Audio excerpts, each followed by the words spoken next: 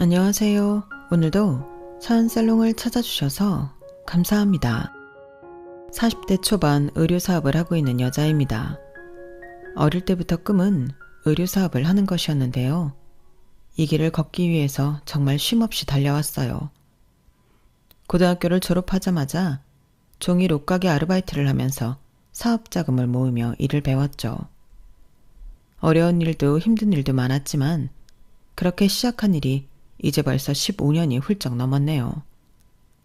저에게는 너무 소중한 꿈이었고 외길만 보고 달려왔기에 이 일이 누군가에는 하찮고 무시당할 일이라고는 전혀 생각을 못했어요. 결혼을 하기 전까지는 말이에요. 대입을 준비할 때 가고 싶었던 대학교, 가고 싶었던 과는 딱 한 군데였는데요. 그곳에 들어가지 못할 경우 차라리 대학을 갈 시간에 돈을 모아 빨리 사업을 시작하자는 게 저의 목표였어요.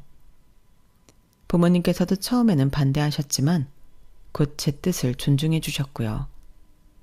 사업을 하려면 이것저것 많이 배워둬야 하지만 그걸 대학에서 전부 알려준다고 생각하진 않았거든요. 실제로도 일을 하는 데 있어 학력이 그렇게 저를 발목 잡는 일은 크게 없었어요. 요즘은 고졸 학력이 많지 않다 보니 어쩌다 알게 되면 의외라는 반응은 좀 있었지만요. 제 학력이 제 발목을 가장 크게 잡았던 건 결혼 전도 아니고 결혼 이후였는데요. 친한 친구의 소개로 20대 중반쯤부터 연애를 시작한 남편은 저와는 달리 집안 전체가 고학력자 집안이었어요. 시아버님부터 남편 그리고 서방님까지 소위 스카이라고 불리는 명문대를 차례대로 졸업했죠. 제가 바라고 추구하던 이상형과는 전혀 다른 쪽이긴 하지만 그건 그것대로 멋있게 보이긴 하더라고요. 우리나라 사회에서 가장 존중받고 우러러보는 대학교, 그리고 그런 직업을 가진다는 건 절대 쉬운 일이 아니잖아요. 멋있고 존경받을 일이라고 생각은 했지만 저 또한 제가 원하는 길을 향해 걷고 있기에 급 차이가 많이 난다거나 감이 오르지도 못할 나무라거나 그런 쪽으로 생각해 본 적은 없었어요. 실제로 남편도 저를 그렇게 대해줬고요. 아니, 오히려 꿈을 향해 달려가는 저를 응원하고 부러워했죠. 나는 어릴 때부터 부모님이 하라는 대로 공부하고 가라는 대로 대학에 가고 좋다는 곳에 취직을 해서 당신이 참 부러워. 나도 내가 뭘 좋아하는지 깨닫고 노력해볼 시간이 있었다면 좋았을 텐데 당신을 보고 있으면 하고 싶은 일이 있다는 건 참 멋지고 좋은 일인 것 같아. 그렇게 가정 환경부터 학력, 직업까지 너무나도 다른 저희 두 사람이었지만 서로를 이해하고 존중하며 사랑을 키워나갔어요. 3년간의 연애 끝에 남편의 청혼을 받아 결혼을 결심했고 아직 사업이 안정화되진 않았지만 이런 사람이라면 평생 반려자로 두어도 좋겠다 싶었죠. 처음 인사를 드리러 갔을 땐 제가 이런 결혼 생활을 하게 될 거라곤 상상도 못했어요. 시아버님은 일찍 돌아가셨고 시어머님과 시동생에게만 인사를 했거든요. 어머님은 절 따뜻하게 맞이해 주셨고 당시 시동생은 의대를 다니고 있었어요. 의류 사업을 한다면서 사업이 말이 쉽지 보통 일이 아닐 텐데 젊은 애가 고생이 많겠다. 마음대로 안 될 때도 많지만 워낙 어릴 때부터 하고 싶어 했던 일이라 괜찮아요. 일이 재미있어서 버틸만 한 것 같아요. 애가 아주 야무지고 강단 있어 보여서 좋은 애. 이런 여자랑 결혼하면 우리 윤석이처럼 마음 어린 애는 꽉 잡고 잘 살아줄 수 있을 것 같은데? 나는 네가 참 마음에 든다. 우리 아들이랑 잘 살아주렴? 좋게 말씀해 주셔서 감사합니다, 어머님. 어머님은 다정다감한 분이었고 시동생은 무뚝뚝하고 말수가 적은 편이긴 했지만 딱히 불편하진 않았어요. 결혼하고 1년 정도는 정말 무난하게 보냈던 것 같아요. 그런데 결혼 2년 차쯤 도련님이 선을 보고는 결혼할 여자를 소개시켜주겠다고 해 온 식구가 모이는 자리였죠. 저보다 6살 많은 연상이고 상과 의사예요. 안녕하세요. 처음 뵙겠습니다. 시동생과 나이 차가 꽤 있는 탓에 저보다도 연상이더군요. 뭔가 막연히 동서가 들어온다면 저보다 어릴 거라 생각했어서 처음엔 조금 당황했어요. 그래도 요즘 같은 세상에 나이 따위가 뭐가 대수냐 싶긴 하더군요. 형님 동서 같은 호칭은 격식으로만 갖추고 편하게 지냈으면 하는 게 저의 마음이었죠. 처음에는 동서도 제게 꽤 호의적이었던 것 같아요. 제 학력을 밝히기 전까지만 해도 말이죠. 형님은 무슨 일 하세요? 전 의류 사업을 하고 있어요. 마침 제가 이번에 새로 인부복 라인을 만들려고 준비 중이거든요. 산부인과 의사시니 몇 가지 여쭤볼 수도 있겠어요. 어머, 그럼요. 궁금한 게 있으시면 얼마든지요. 어려 보이셨는데 사업하시는구나. 집안에서 많이 밀어주셨나 봐요. 아, 그런 케이스는 전혀 아니고요. 어릴 때부터 의류 사업을 하는 게 꿈이라서 고등학교 졸업하자마자 아르바이트 하면서 자금도 모으고 현장 경험도 많이 쌓았어요. 그래서 남들보다 좀 어린 나이에 여기까지 올 수 있었던 것 같아요. 어머, 학업 병행하면서 아르바이트까지 해가며 사업 자금 모으는 게 쉬운 일이 아니었을 텐데 너무 대단하신데요. 아, 대학은 안 다녔어요. 가고 싶었던 학교가 있기는 했는데 합격을 못했거든요. 재수까지 지원해줄 형편은 아니었어서 한 번에 합격 못할 바엔 부모님 고생 조금이라도 덜 시키는 게 나을 것 같아서 바로 일을 시작했어요. 네? 정말요? 그럼 고졸이에요? 말로만 듣던? 누나, 무슨 말을 그렇게 해? 왜? 신기해서 그런데. 순간 분위기가 얼음물을 끼얹은 듯 싸늘해졌어요. 초면부터 다소 무례한 발언에 도련님이 당황해서 막으려고 했지만 눈 하나 깜짝 안 하더라고요. 보다 못한 제가 나섰어요. 아, 하긴 동서 주위에는 대부분 고학력자일 테니 처음 볼 수 있겠네요. 죄송해요, 형수님. 괜찮아요. 저도 산부인과 의사는 처음 만나서 신기해요. 그렇게 어영부영 수습을 하고 나서도 마음은 계속 찜찜하더라고요. 남편도 영 마음에 안 들어 했고요. 나이도 나름 먹을 만큼 먹은 사람이 예의가 없네. 나도 나랑 비슷한 사람만 만나면서 사니까 동서 같은 사람 만날 일이 잘 없어. 동서도 마찬가지였겠지. 요즘은 또 대학 안 나온 사람이 많은 건 아니잖아. 사실 당신이나 어머님이 편견 없었던 거지. 난 익숙해. 그래도 할 말 안 할 말 가려가면서 해야지. 사회생활 안 하는 사람도 아니고. 들었을 때 기분 나쁠지 아닌지는 구별하는 게 정상이잖아. 그렇긴 하지. 뭐 어쩌겠어. 오늘 도련님도 당황하시고 지적도 제대로 당했으니 앞으로는 안 그러겠지. 그럼 다행이지만 난 불안하다. 사람 고쳐 쓰는 거 아니라잖아. 내 동생은 뭐 저런 사람이랑 살겠다고 데리고 와서는. 에휴, 좋은 점이 있으니 좋아하게 됐겠지. 너무 나쁘게만 생각하지 말자. 오래 보면 또 다른 면이 보일 수 있잖아. 그래도 그날은 처음 만난 자리였고 아직 동서에 대해 잘 모르기도 하니 저도 내심 동서를 괜찮은 사람일 거라고 믿고 싶었던 모양이에요. 워낙 엘리트 코스만 밟아온 사람이니 너무 낯설어서 그랬을 거라고 최대한 좋게 생각하려고 노력했죠. 하지만 그건 시작에 불과했어요. 결혼 전엔 딱히 마주칠 일이 없으니 몰랐지만 결혼을 하고 나니 본격적으로 시작이 되더군요. 동서는 저학력자들을 혐오한다고 표현해도 이상하지 않을 만큼 학력에 집착하면서 어떻게든 저를 한 번이라도 더 무시하려고 노력하는 것 같더라고요. 가족들 앞에서 그랬다가 주의를 받은 기억이 있어서 그런지는 몰라도 그 후로는 대놓고 그런다기보다 둘만 있는 타이밍에 은근하고 교묘하게 저를 기분 나쁘게 했어요. 무슨 말만 하면 고졸이라서 힘들었겠다, 무시받지 않냐? 입만 열면 고졸고졸 하는데 정말 진절머리가 나더군요. 매번 고졸로만 갈구는 것도 슬슬 지겨운지 서너 번 못 들은 척 무시하니 무시하는 방법도 가지가지로 늘려오더군요. 한 번은 어머님 생신이셔서 어느 식당을 예약할까 하다가 문득 어머님이 지나치듯 했던 말씀이 떠올랐어요. 나는 평생을 이 집에서 남편이랑 아이들 밥 손수지어 먹이느라고 누가 해준 밥을 먹어본 적이 별로 없어. 마지막으로 누가 차려준 상을 먹어본 게 언제인지 기억도 잘 안 나는구나. 딱히 며느리들한테 상 차려달라고 한 말씀은 아니었고 살아온 이야기를 하시면서 지나가듯 하신 말씀이었지만 이상하게 그 말씀이 가슴에 콕 와닿더라고요. 평소에는 저도 사업 때문에 일에 치이고 체력적으로도 힘들어 상을 차려드릴 기회가 없었지만 그때는 마침 바쁜 일정을 끝내놓고 조금 여유가 생겼을 시기와 겹쳤어요.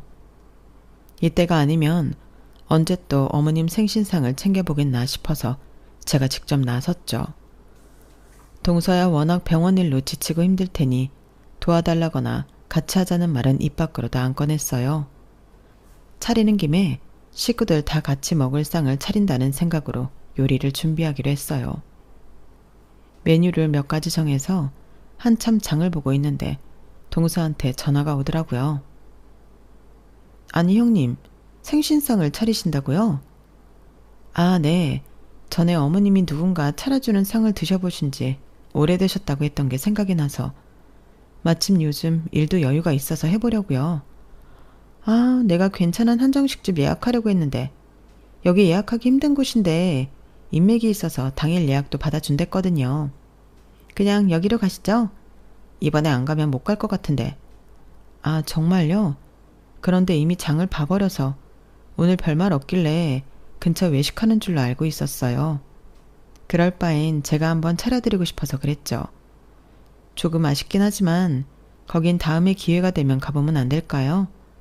여러 명 배부르게 먹을 양으로 장을 봐서 오늘 요리 안 하면 남편이랑 둘이서 먹기엔 역부족일 것 같아서 또 다음에 차려드리려면 여유가 없을 수도 있고요. 그러지 말고 그냥 가서 먹어요. 뭐 그렇게 대단하게 요리한다고 그래요? 형님이 주부구단도 아니고 바깥 일하는 사람이 요리를 하면 뭐 얼마나 잘한다고. 그냥 유명한 한정식집에서 때깔 좋은 음식 푸짐하게 먹는 게 낫지. 거긴 임금님 수라상 부럽지 않게 나오는데 집에서 서툴게 차린 밥상보다야 훨씬 낫지 않겠어요? 그 말에 잠깐 마음이 흔들리긴 하더라고요. 순간 장 본 걸 그냥 어머님과 동선에 나눠주고 식당에 가야 하나 싶었지만 그래도 오늘이 아니면 또 이렇게 마음 먹고 생신상 차려드리기가 쉽지 않을 것 같아 마음 단단히 먹고 부탁 아닌 부탁을 했죠. 동서가 먼저 전화를 줬으면 동서 뜻에 따랐을 것 같은데 아까 말한 것처럼 이미 준비를 하고 있던 중이라 좀 어려울 것 같아요. 혼자 준비할 생각이니 너무 부담 갖지 말고 같이 식사해요. 나름대로 정중하게 이야기하니 더 이상 그 한정식집 이야기를 꺼내지는 않더라고요. 그래서 안심하고 식사를 준비했죠. 미역국은 물론이고 갈비찜, 된장찌개, 조기구이까지 준비를 해서 푸짐하게 상을 차려냈어요. 남편도 감탄을 하더라고요. 와, 우리 엄마 너무 좋으시겠다. 우리 와이프한테 나도 이런 상 받아본 적 없는데. 아유, 일하는 애가 무슨 이렇게 상다리가 휘어지게 차렸어. 안 그래도 힘들 텐데. 그래도 여유 있을 때 해드려야죠. 저도 간만에 시간도 있고 체력도 있어서 차려봤어요. 맛있게 드셔주시면 그것만으로도 너무 뿌듯할 것 같아요. 상차림이 끝나가 슬슬 식탁에 자리를 잡고 앉으려는데 가장 늦게 동서가 나타났어요. 현관문 열리자마자 동서는 냄새부터 맡더니 이렇게 말하더군요. 음식 냄새가 집에 꽉 찼네요. 정말로 형님이 직접 하신 거예요? 배달 음식 아니고요? 여보, 너 무슨 말을 그렇게 해? 아니, 요즘 음식을 이렇게까지 직접 하는 사람이 어딨어? TV 보니까 며느리들이 배달 음식 시켜서 그릇에 옮겨놓고는 직접 요리한 척 한다길래 혹시 형님도 그러셨나 해서 물어봤지. 형님, 행여나 오해는 하지 마세요. 바깥 음식만큼 때깔이 좋아 보여서 물어본 거니까요. 칭찬이에요, 칭찬. 그렇게 보인다면 다행이네요. 어설퍼 보일까봐 걱정했는데 정성 쏟은 보람이 있다는 거니까. 뭐 그렇긴 한데 좀 옛날 스타일이긴 하죠. 요새는 밖에서 먹는 게 더 정갈하고 냄새도 안 배고 좋은데. 제가 어머님 위해서 요즘 엄청 핫한 한정식 레스토랑 예약해두려고 했거든요. 그런데 형님이 굳이 직접 하시겠다고 우겨서 그 아까운 기회를 날려버렸지 뭐예요.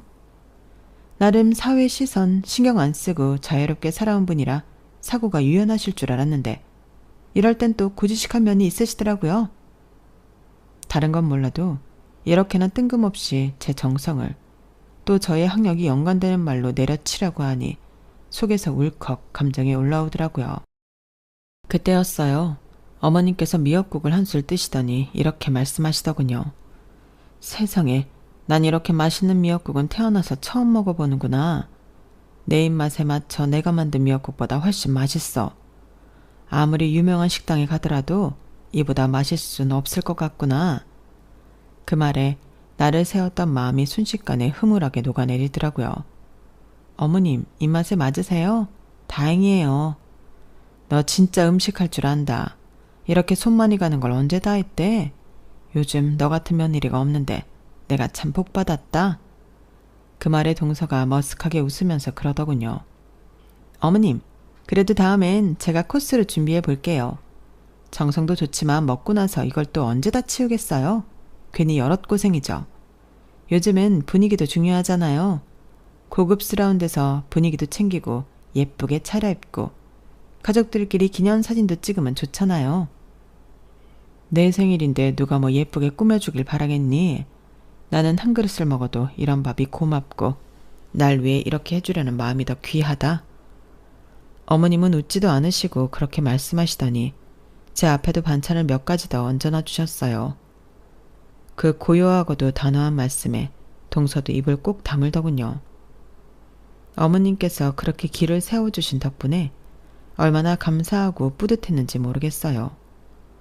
평소 입이 짧으신 어머님께서 한 그릇 싹싹 비워 드시는 걸 보고 남편과 서방님께서도 환히 웃으며 좋아하셨죠. 그날 당시에는 너무 기분 좋았지만 그날 일이 동서를 더 자극시켰는지 저를 향한 히스테릭한 무시와 차별은 더 심해지기만 했어요. 딸이 그림 그리는 것에 관심이 많아서 주말에 아이와 함께 그림을 그리는 사진을 가족 단톡방에 보낸 적이 있었어요. 시어머님께서는 사진을 보고는 너무 귀엽다며 좋아하셨죠. 하진이가 엄마를 닮아서 그림을 잘 그리네. 딸도 디자이너 되려고 하나? 괜찮은 디자이너로 크려면 하진이는 꼭 대학 보내셔야 해요, 형님. 요즘은 미대도 성적 많이 보던데. 괜찮은 학교 보내려면 어릴 때부터 공부 습관 들여야 해요. 벌써부터 이렇게 그림이나 그리고 헛바람 들이면 학습에 공백 생기고 공부 습관도 안 들어요. 뭐 수준에 맞게 키우는 거겠지만. 여보, 하진이 교육은 형이랑 형수님이 알아서 시키겠지. 당신 참견 좀 하지 말어. 걱정이 돼서 그러지. 그래도 나름대로 우리 집 식구들 다 고학력자인데 형님만 고졸이잖아. 말이 좋아 사업까지 하진이까지 그렇게 불안정하게 키워서야 되겠어? 너희 부부싸움 할 거면 방에서 나가라. 귀여운 손주 사진 보면서 기분 좋았는데 교육이 어쩌니 저쩌니. 너네는 애부터 낳고 그런 소리 해라. 어머님께서 쓴소리로 정리하니 그제서야 조용해지더군요. 아이까지 건드리니 저도 더 이상 못 참겠더라고요. 동서가 다음에 면전에서도 그런 소리를 뱉으면 절대 참지 않고 본때를 보여줘야겠다고 생각했어요. 그런데 그 다음 가족 모임에서 우연히 동서와 친정 식구와 잠깐 나누던 통화를 듣게 된 후 살짝 마음이 약해지더라고요. 아니 나 지금 시댁 왔어. 말했잖아. 나보다 어린 형님이 있다고. 진짜 볼 때마다 짜증나 죽겠다니까. 고졸에 무슨 의류사업 한다고 엄청 나대. 난 내금 높여서 이런 집안에 시집 오려고 어릴 때부터 얼마나 열심히 공부했는데 고졸 주제에 어떻게 재주도 좋게 이런 집안에 시집 와서는 더 짜증나는 건 어머님이 도무지 차별할 생각을 안 한다니까. 본인 아들들은 그렇게 열심히 공부시켜서 좋은 대학, 좋은 직업 가지게 했으면서 어떻게 차별을 안 할 수가 있지? 진짜 약 올라 죽겠어.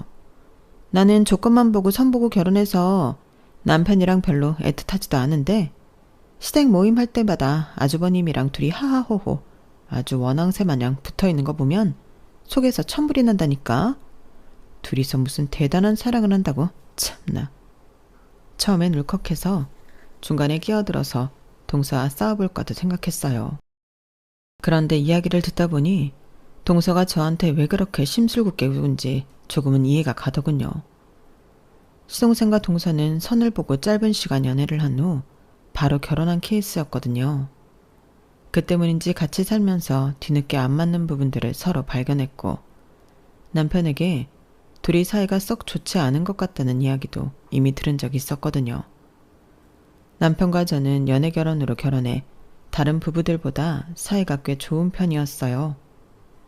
그게 시댁 모임에서도 티가 났던 모양인지 그게 질투가 났었나 보더군요. 그렇게 잘난 사람이 겨우 그런 이유도 그렇게 무시하던 고졸 형님에게 열등감을 느낀다는 게 참 우습기도 하고 한편으로는 안쓰럽기도 하더군요.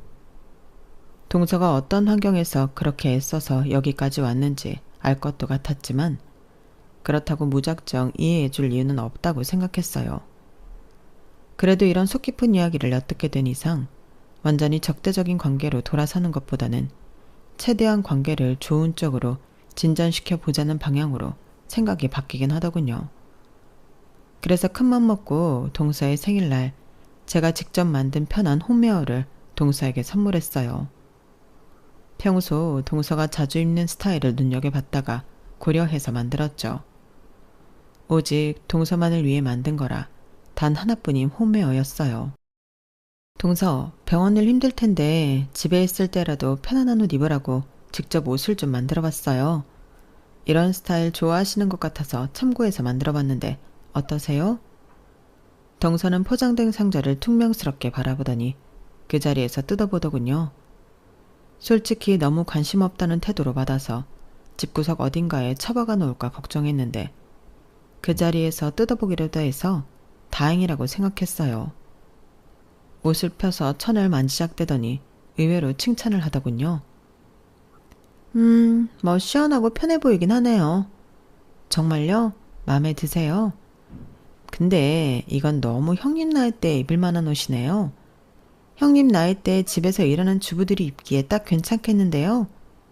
형님이 사모복으로 만든 사람이라 그런지 그냥 딱 그 정도로 옷을 만드신 것 같은데 제 직업이 또 직업이다 보니 옷은 좀 좋은 소재로 된 걸 입자는 주의라서요. 저도 옷 좋아해서 딱 만져보면 알거든요.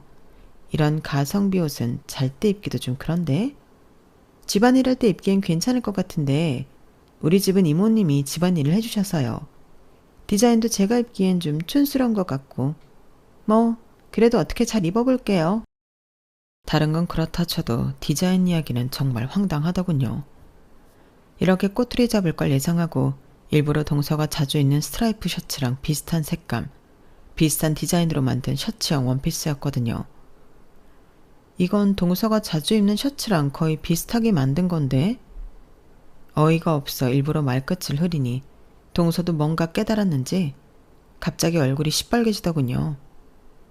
아니 그 옷은 그냥 내가 대충 입을 때 입는 옷이거든요. 시댁 오면 집안일 해야 할 수도 있으니까. 그래서 집안일 할 때나 입겠다 한 거예요. 성희는 고마워요. 와다다 말을 쏟아내는 걸 보니 꽤나 당황한 것 같더라고요. 기껏 본인 생각해서 열심히 만들어줬는데 저런 소리나 하니 저도 인간이다 보니 기가 막히고 화가 나더군요. 다시 뺏어버릴까 생각도 했지만 말로 제대로 한 번 먹인 것 같아 그날은 그냥 넘어가 줬어요. 하지만 그렇게 한 번 넘어가 주니 동서는 또 끝을 모르고 선을 넘더라고요. 동서에겐 무시당했지만 사실 제가 만드는 옷들은 소비자들도 인정할 정도로 가성비와는 거리가 먼 최고의 품질로 신경 써서 만들고 있었어요. 유행 타지 않은 디자인을 오래도록 입을 수 있게 하는 것이 저의 옷 철학이기도 했고 특히나 산모복 라인은 저도 아이를 출산해본 여자로서 정말 애정을 담아 좋은 소재로 산모들이 부담 없이 손이 자주 가게끔 편안하고 배가 잘 가려지는 디자인으로 만들었죠. 그러다 보니 어느 순간부터 입소문을 타서 한 매체에 소개가 되었고 그때부터 사업이 날개를 달고 성장하기 시작했어요. 처음에는 산모복으로 유명해졌지만 마케팅 담당 직원들이 센스 있게 홍보를 시작하면서 다른 옷 라인들도 인기를 얻게 되어 매출이 급상승하게 되었죠. 사업이 잘 되기 시작하니 그동안 저를 응원해줬던 가족들, 주변 사람들을 더 챙기게 됐어요. 무슨 일이든 항상 무모하게 뛰어드는 저를 늘 잘 될 거라고 믿고 곁에서 묵묵하게 응원해줬던 게 너무 감사하다는 생각이 들었거든요. 그렇게 시댁에도 제 사업이 번창하고 있다는 소식이 전해지게 되었어요. 세상에 역시 일을 좋아하는 마음으로 열정을 가지고 한 우물만 파니 빛을 보는 날이 오는구나. 나도 네가 가져다주는 옷들 정말 잘 입고 있었다. 예쁜데 편하기까지 하니 잘 안 될 리가 없지. 너무 축하해. 어머님께서도 정말 자식 일인 것처럼 기뻐해 주셔서 몸둘 바를 모르겠더군요. 엄마, 내가 말했잖아요. 우리 와이프 진짜 대단하다고. 나는 이 사람 이렇게 잘 될 줄 알았다니까? 내가 다른 건 몰라도 사람 보는 눈 하나는 기가 막히지. 그래, 너 잘났다. 너 와이프한테 잘해. 이렇게 대단한 와이프 눈 밖에 나서 집에서 쫓겨나지 않도록. 아이 참, 엄마는? 남편 역시 제가 이 사업에 얼마나 진심이었는지 제일 가까이에서 오랫동안 지켜봐온 사람이었기에 사업이 잘 되니 자기 일보다 더 기뻐하며 여기저기 자랑을 하고 다녔어요. 시댁에서도 그렇게 팔불출처럼 자랑을 하니 부끄러우면서도 기분이 좋았는데 그렇게 화기애애한 분위기가 영 마음에 안 들었는지 가만히 듣고만 있던 동서가 결국 찬물을 끼얹더군요. 근데 뭐 지금 당장 잘 되는 건 너무 축하할 일이긴 하지만 좀 긴장하셔야 할 때인 거 아닌가? 사업이라는 게 원래 잘 될 때도 있고 안 될 때도 있고 이렇게 상승세면 바로 다음에 하락세가 기다리고 있을지도 모르는 일인데 사업이 안정적인 직업도 아닌데 너무 이렇게 마음 놓고 다 끝난 것처럼 마냥 기뻐할 일은 아닌 것 같아요. 앞으로가 중요한 거 아닌가? 여보, 당신은 무슨 이 상황에 그런 얘기를 해. 형수님, 신경 쓰지 마세요. 너무 축하드립니다. 이 사람도 축하하는데 좀 혼자 진지한 면이 있어서 그런 거예요. 왜? 내가 못할 말한 것도 아니고. 다들 너무 들떠 계시니까 그러면 안 될 것 같아서 말씀드리는 거예요. 요즘 SNS에 반짝 입소문 타서 잘 됐다가 소리 소문 없이 사라지는 의류 매장이 얼마나 많은데 다 한때 흐름 잘 타서 감성팔이로 운영하다가 잘 되면 벼락부자 되는 줄 알고 날강도처럼 운영하다가 망해버린다고요. 그러니까 괜히 가격 올리지 말고 지금처럼 딱 가성비, 감성팔이용 컨셉 잘 유지해서 초심 잃지 말고 장사하세요. 장사꾼들이 꼭 잘 되면 가격 올려고 팔릴 줄 알고 고급하니 뭐니 하려다 망하더라고. 동서, 걱정 마세요. 내 장사는 내가 알아서 잘할 테니까. 그리고 동서가 뭔가 우리 컨셉을 잘 모르나 본데 그렇게 가성비 감성팔이용 컨셉도 아니거든요. 충고를 하려면 뭘 알고 했으면 좋겠네요. 그래야 내가 귀담아 듣는 척 참고라도 하지. 가족들이 전부 보는 앞에서 그렇게 제대로 먹인 건 처음이라 그런지 동서 얼굴이 아주 볼만하더라고요. 얼굴부터 귀까지 시뻘개져서는 씩씩대며 밖으로 나갔고 그 뒤를 서방님이 한숨을 푹푹 쉬며 따라 나갔어요. 참, 사연을 알고 봐서 그런지 몰라도 두 사람 사이가 심각하게 안 좋아 보이긴 하더라고요. 그렇게 열등감에 절여져 제 성공을 비아냥거리는 모습을 보니 한때 안쓰럽게 생각했던 마음조차 싹 사라졌어요. 저런 성격이니 서방님과도 저렇게밖에 못 살지 제가 동정해야 할 이유조차 못 느끼겠더군요. 그날 일 이후로 저와 동서 사이에는 더 찬 찬바람만 쌩쌩 불었어요.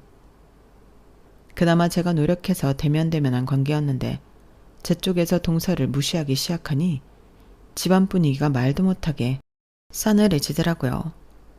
동서 역시 그걸 느꼈는지 저에게 틱틱대는 강도가 날로 더 심해져만 갔죠. 반응을 안 하고 투명인간 취급을 하니 어떻게든 제 심기를 건드려 보려고 안달이 난 사람처럼 굴었어요. 하다 트집 잡을 게 없으니 병원에 오는 환자들, 간호사들 학력까지 들먹어가며 제 심기를 긁으려고 노력하더군요. 그럴수록 지쳐가는 서방님과 한심하다는 듯 질려하는 어머님의 표정은 동서만 똑바로 보지 못하더군요. 그러다 결국은 사건이 터졌어요. 이런 삭막한 분위기를 개선해보려고 하셨는지 어머님께서 동서의 생일날 동서와 저를 초대해서 집밥을 해주시겠다고 하셨어요. 남편들 없이 여자들끼리 시간을 좀 보내면 어떨까 해서 너희도 직장 생활하랴 집안일 하랴 누가 치워주는 밥 못 먹어본 지 꽤 됐지? 오랜만에 나도 솜씨 좀 발휘해볼까 해서 솔직히 만날 때마다 일부러 저를 저격해서 못된 말만 하는 동서를 굳이 만나고 싶진 않았지만 어머님의 의도를 알 것 같아 거절하는 게 쉽지 않더라고요. 그래서 그냥 가기로 했어요. 동서는 본인 생일에 어머님께서 생일상을 차려주겠다는데 안 올 이유가 없었겠죠. 그렇게 처음으로 남자들은 빼놓고 시댁 여자들만 모임을 하게 됐어요. 어머님께서는 혼자 어떻게 다 하셨는지 상도 푸짐하게 차려내셨더라고요. 어머님 너무 고생하셨어요. 일찍 부르시지. 아유, 아니야. 이 정도는 해야 다들 여기까지 온 보람을 느낄 거 아니니. 맛있게 먹어주고 즐겁게 보내다 가면 그걸로 충분해. 어머님께서 이렇게 하시니 오늘은 동서가 무슨 말을 하더라도 불편한 기색 내뱉지 않고 즐거운 척 있다가 가야겠다 싶었어요. 다행히 동서도 어머님의 정성에 조금은 감격한 느낌이었고 기분이 좋아 보이더라고요. 어머님께선 우선 예민한 동서 기분을 좀 풀어놔야겠다 싶으셨는지 동서에게 잘 안 하시던 칭찬도 늘어놓으시더라고요. 우리 의사 며느리 다른 집 가면 어화둥둥이라던데 내가 잘 못 챙겨준 것 같아서. 한 생명이 건강하게 태어날 수 있게 좋은 일 하는 사람인데 든든히 챙겨 먹고 건강해야지. 환자들의 건강도 중요하지만 의사도 건강해야 해. 감사합니다, 어머님. 어머님도 그렇게 생각하고 계실 줄은 몰랐어요. 아들도 의사라서 그러신지 의사라는 직업에 대해서 딱히 특별하게 생각 안 하시는 줄 알았거든요. 특별하게 생각 안 하기는 의사가 보통 중요한 일을 하는 것도 아닌데 일일이 말은 안 해도 존경스럽게 생각할 만한 직업이지. 동서는 확실히 인정 욕구가 강했는지 자신을 띄워주는 어머님의 말씀에 기분이 째지게 좋아 보이더라고요. 그 말씀에 대충 장단은 맞춰드렸지만 굳이 제 입으로 몇 마디 더 보태고 싶진 않았어요. 매번 저를 무시하기만 하는 인간에게 너는 대단하다고 제 입으로 추켜 세우고 싶진 않았거든요. 그런 제 마음을 눈치챈 건지 어머님이 준비하신 생일상이 식탁 위를 가득 채울 때쯤 갑자기 동서가 다시 심술을 부리기 시작하더군요. 어머님 근데요. 이 좁은 식탁에서 저희 셋이 밥을 같이 먹나요? 세 사람 정도 앉기엔 충분한 식탁인데 왜 불편하니? 그게 아니라요. 오늘만큼은 어머님한테 모처럼 의사로서 대접도 받았는데 굳이 고졸인 형님이랑 겸상하고 싶지가 않아서요. 밖에서는 저렇게 학력 낮은 사람들이랑은 같이 밥상머리 앉아서 밥도 안 먹거든요. 뭐라고? 너 지금 그게 할 말이니? 아니, 같이 밥상머리에 앉아서 밥만 먹을 수 있나요? 같이 먹다 보면 자연스럽게 이야기도 한두 마디 오가는데 뭐 수준이 맞아야 같이 먹죠. 학력이 낮은 분들이랑 식사를 하면 꼭 무식한 소리를 한마디씩 해서 제 입맛을 뚝 떨어뜨리더라고요. 오늘은 어머님이 제 생일이라고 이렇게 정성스럽게 차려주신 음식인데 입맛 떨어지면 아깝잖아요. 맛있게 먹고 싶어서 그래요. 아, 저 인간 또 시작이네 싶어 저도 모르게 표정이 굳었는데 순간 어머님 표정을 보니 어머님 표정이 더 싸늘하게 굳어있어 흠칫 놀랐어요. 예, 그러는 넌 대체 나랑은 어떻게 겸상을 하니? 네? 어머님이 왜요? 어머님은 괜찮죠? 저랑 수준이 맞으시잖아요. 너랑 내가 수준이 맞을 리가 있겠니? 너는 대단하신 명문대 나온 대단하신 의사고 나는 고등학교도 졸업 못한 중졸 가정부인데? 네? 어머님, 그게 무슨 말씀이세요? 너는 이 집에 남편이랑 시아버지 직업만 보고 들어오니 몰랐겠지만 이 집에 너 같은 고학력자만 있는 건 아니란다. 너는 너희 집에서 다 지원해주고 네 꿈을 위해서 노력해서 의사가 될 수 있었겠지만 아닌 사람도 있는 거야. 그런데 너랑 환경과 꿈이 좀 달랐다고 해서 사람을 그렇게 무시해도 되는 거니? 겸상했을 때 너만 입맛 떨어지는 거 아니야. 너랑 같이 밥 먹을 때마다 네가 그딴 소리 할 때마다 내 입맛도 뚝뚝 떨어져. 알고는 있니? 어머님, 잠시만요. 저는 전혀 몰랐어요. 어머님이 중졸이신지요? 왜? 몰랐으면 이 집안에 시집도 안 왔을 거니? 내가 시집살이 할 때 시부모님이 꼭 너 같았어. 사람들이 제 위치에서 제각각 열심히 살아내고 노력하고 있는데 그런 노력과 진심 같은 건 하나도 몰라주고 오직 학력 얘기만 꺼내면서 못 배워서 그렇다, 수준 떨어진다, 같은 소리만 하면서 사람 마음 짓밟는 거. 하도 그런 짓을 밥 먹듯이 해대니 몰랐겠지만 그거 엄청 악질이야. 내 작은 아들이 어쩌다 이런 여자를 만났는지 내가 매번 불쌍해서 가슴이 미어지다가도 우리 가족이니 받아들이자. 잘해주다 보면 그 삐뚤어진 마음도 나아지겠지 해서 노력했는데 너는 더 이상은 안 되겠다. 너는 어떻게든 너보다 어린 네 형님 짓밟고 싶었겠지만 네가 짓밟은 건 한 사람만이 아니야. 네가 그동안 한 말들 내가 다 담아두고 있었다. 어머님은 갑자기 벌떡 일어나시더니 안방으로 가 핸드폰을 가져오셨어요. 그리고 녹음하신 내용들을 트셨죠. 거기엔 평소에 동서가 자기보다 학력이 낮은 의사들, 간호사들, 그리고 저소득층 환자들까지 무시하고 차별하던 발언들이 담겨 있었어요. 너 그렇게 잘난 척 해대는 의사 생활 이런 식으로 하고 있었던 게 밝혀져도 계속할 수 있을까? 어머님, 이게 뭐예요? 그동안 제가 하던 말들을 다 녹음하신 거예요? 그래, 솔직히 네가 한 말들 의사윤리에 어긋난다고 생각해.